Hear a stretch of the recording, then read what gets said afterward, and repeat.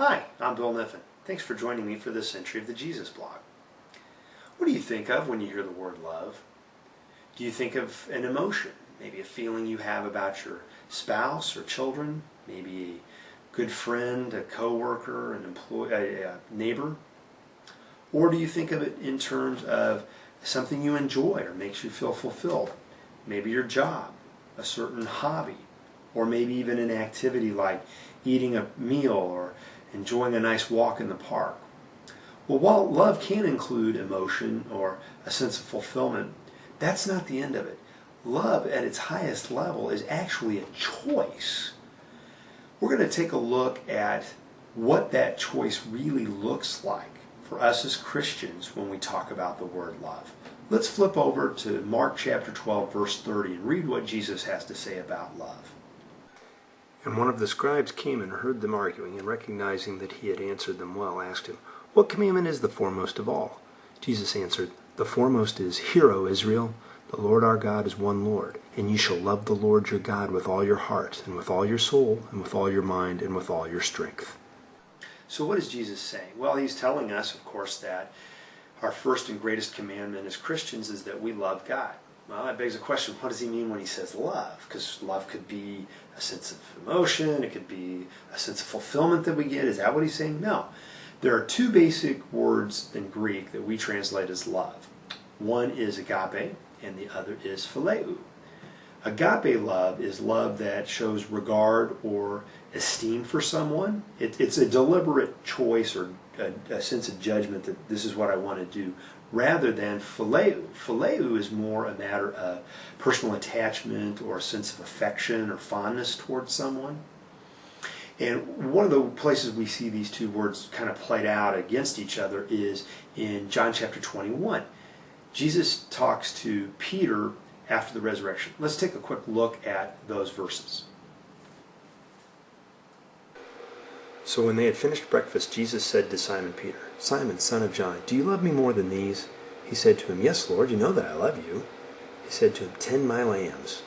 He said to him again the second time, "Simon, son of John, do you love me?" He said to him, "Yes, Lord, you know that I love you." He said to him, "Shepherd my sheep." He said to him the third time, "Simon, son of John, do you love me?"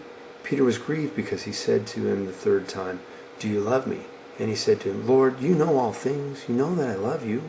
Jesus said to him, "Tend my sheep." When we read this in English, it looks pretty straightforward. Jesus says, "Peter, do you love me?" Peter says, "Well, Lord, you know I love you." But if we look at the Greek, we get a much better feel for what's being said here. Jesus says to Peter, "Peter, do you love me in the agape sense? Do you have enough esteem for me and hold me in a high enough regard that you'll make deliberate choices to follow me, even if there's a cost involved?" And what Peter says in response is, "Well, Lord, you know that I love you in the phileo sense. I have personal affection for you, and I am fond of you." Jesus isn't trying to criticize Peter for that sense of affection. What he's trying to illustrate is love in the phileo sense is okay, but the higher level of love is the agape love, the love that is there as a matter of esteem and a matter of regard, and it causes deliberate choices that lead to sacrifice. That's the point that Jesus is trying to make, both in his conversation with Peter and then when he's speaking in Mark chapter 12, verse 30.